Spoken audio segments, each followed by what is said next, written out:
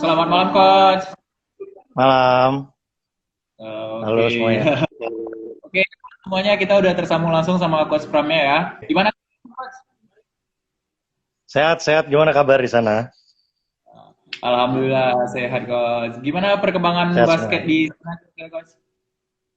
Ya, kita lagi kondisi kayak gini ya, apa ya, masih ada yang beberapa lapangan yang masih di stop, nggak boleh dibuka dulu Oh, sama pemerintah. Jadi kita masih stop dulu sih beberapa. Gitu. Di oh, Pekanbaru gimana? berarti di Pekanbaru ya sama, Coach. Ya kayak gitu juga. Masih belum ada beberapa yang masih tutup. Tapi ya ada juga sih yang masih bandel juga yang main ya di lapangan gitu.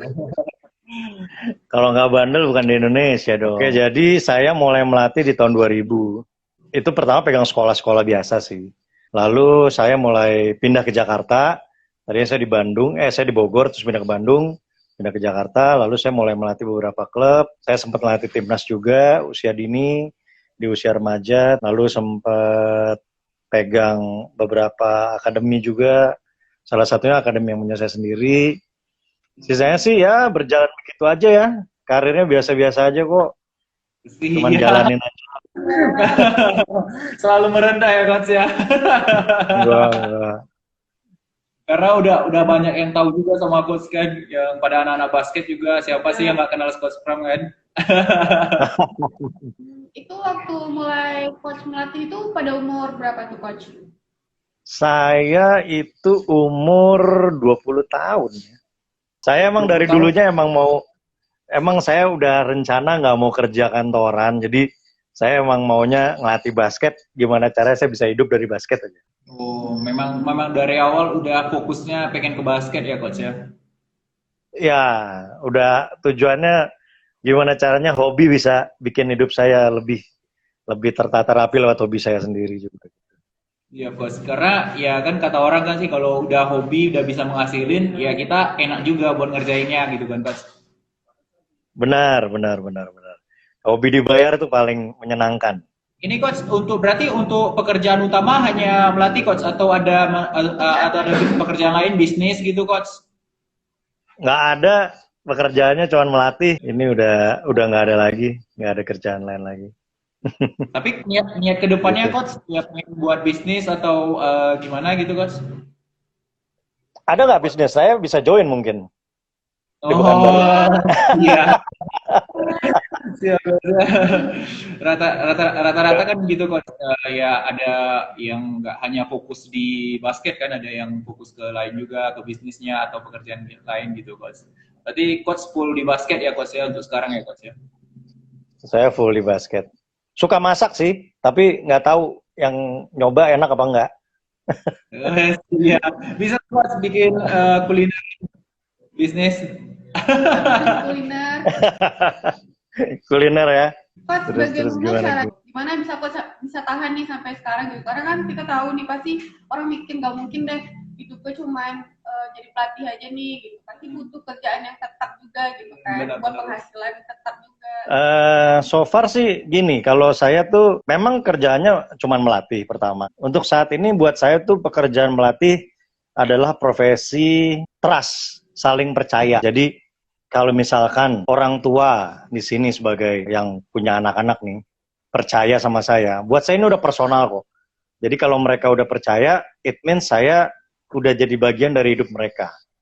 So far sih melatih basket ini saya nggak punya hal lain lagi. Dan saya bisa bertahan hidup cuman gara-gara basket juga. Nggak ada lagi. Buat saya ini udah kayak apa ya? Udah kayak emang jalur hidupnya saya aja. Mungkin sebagian orang berpikir, oh gila ya, kok bisa banget gitu ya, maksudnya hidup cuma dari basket gitu. Jawabannya bisa. Dan kebetulan tabungannya udah ada juga, lalu pemasukannya juga lumayan gitu. Jadi ya buat saya ini adalah suatu pekerjaan yang full time job, nggak ada lagi sampingannya. Gitu. Kira-kira Karena gimana kan tuh? rata-rata gitu coach yang kayak misalnya orang tuanya apalagi ke yang kami yang masih masih muda itu coach yang ya pengen full ke basket gitu kan. Jadi orang tuanya pada pengen kayak oh kerjalah nggak usah full ke basket. Ya rata-rata pemikiran orang tua kan seperti itu coach. Dapat apa sih dari basket Gitu. gitu? Iya coach. Jadi waktu dulu juga orang tua saya berpikir yang sama. Ketika Iya. yang lain pada kuliah, saya maunya main basket gitu. Saya maunya belajar basket. Kebetulan saya bertemu guru yang memang mendidik saya secara bola basket tuh sangat-sangat telaten lah dia. Orang tua juga wah udah sempet nangis lah, ibu juga nangis, bapak ya mau bilang apa, karena juga saya berawal dari keluarga basket juga, ya kan, keluarga besar basket. Saya juga basket, bapak nggak bisa larang, ibu juga udah ya. Tapi itulah proses yang harus kita jalanin. Maksudnya kita mungkin saat ini orang lihat wah enaknya Coach Pram ya gini. Tapi proses menuju ke sini tuh, waduh, itu banyak lah.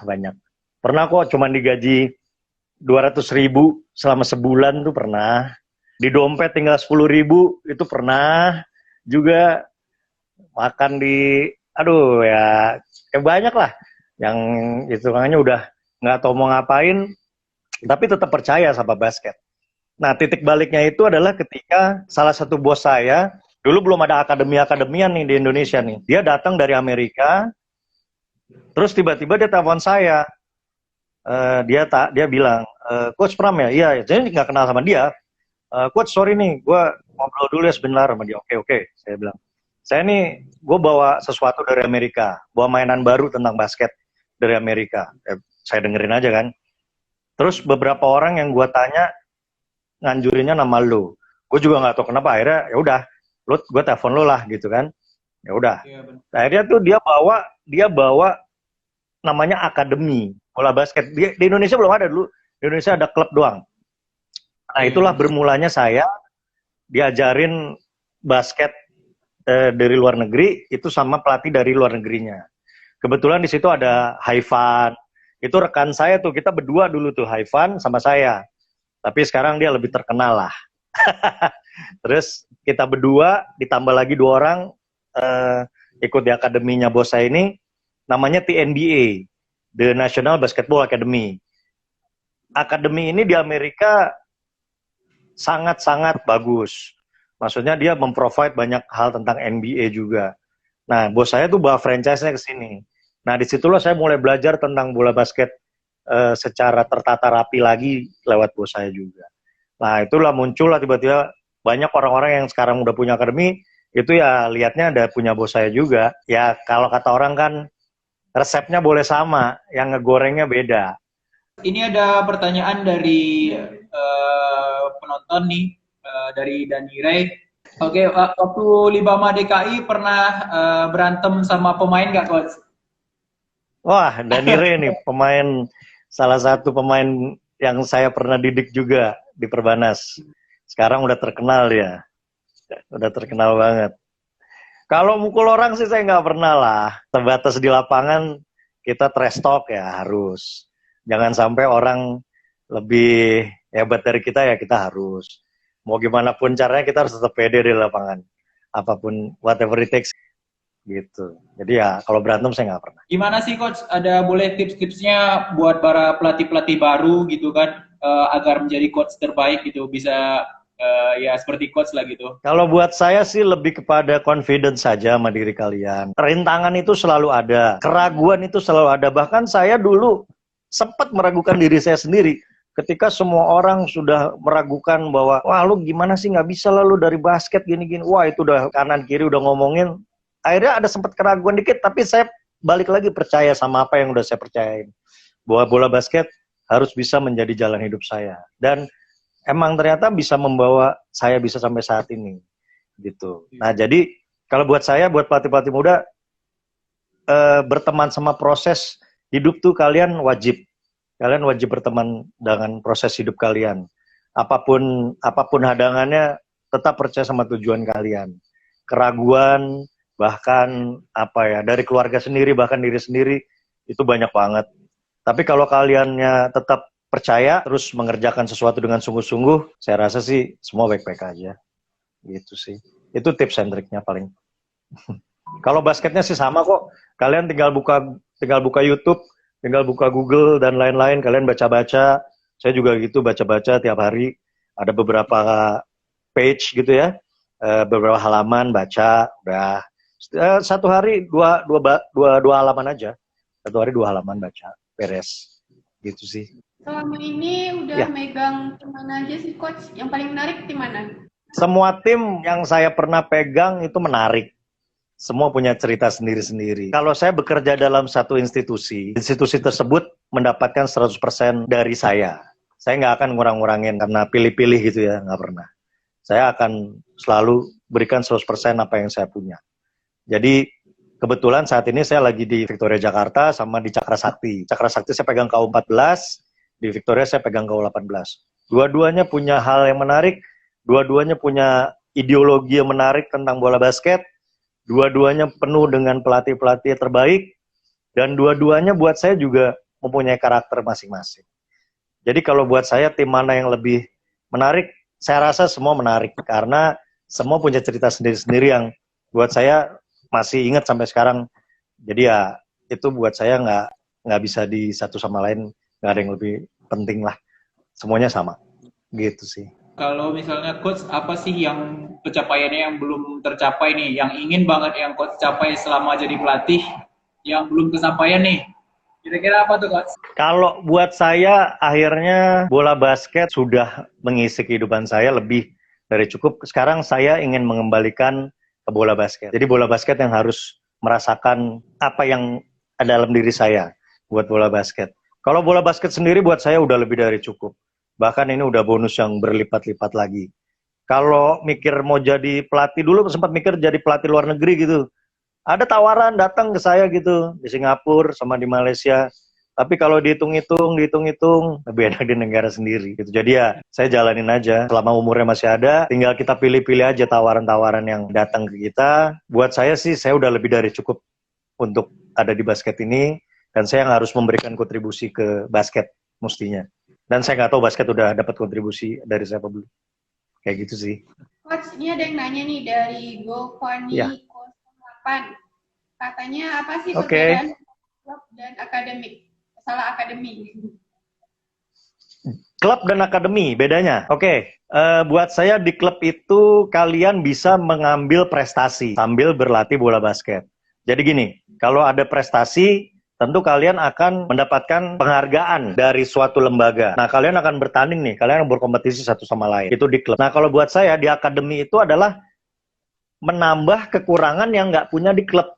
Yang kalian nggak dapat di klub. Mungkin pas latihan 40 anak bolanya 2.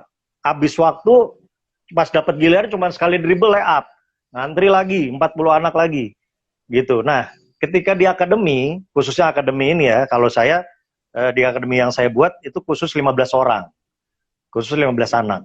Jadi saya nggak akan lebih dari 15 anak. Nah, saya tuh ketika 15 anak ini saya akan melihat apa kekurangan mereka. Nah, ketika kekurangan mereka itu akan saya tambahkan. Ketika mereka nggak dapat di klub, saya akan tambahin di akademi. Dan di akademi kalian nggak akan bisa dapat prestasi. Karena di akademi itu nggak ada pertandingan. Akademi itu nggak bertanding. Saya nggak melakukan pertandingan antar klub atau antar apa. Tapi saya sebagai pelatih akan melihat anak tersebut bermain di klub lain.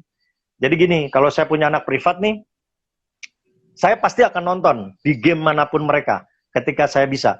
Jadi orang tuanya akan kasih tahu nih, Coach, si A ada pertandingan nih di sekolahnya jam segini. Oh, saya lihat waktunya bisa. Oke, saya akan datang. Ketika saya datang, saya akan mencatat nih apa aja, ngapain aja itu anak selama pertandingan ngapain aja lah ya kan, saya catat nih kekurangan. Nah, ketika saya sudah dapat kekurangannya dia, saya akan, ketika dia balik latihan sama saya akan kasih tahu, ini loh kekurangan kamu gini, saya akan beberkan. Nah, ketika itu nggak mungkin kan di klub akan melakukan tersebut, pelatih klub nggak mungkin ngeliatin pemain satu-satu.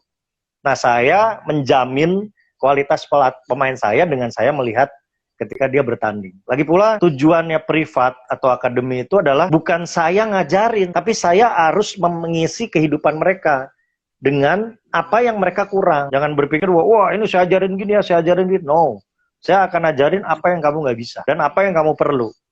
Yang kamu nggak perlu nggak akan saya ajarin. Bedanya bertanding dan tidak bertanding. Pertanyaan selanjutnya, apa bedanya melatih pemain putra sama pemain putri, Coach?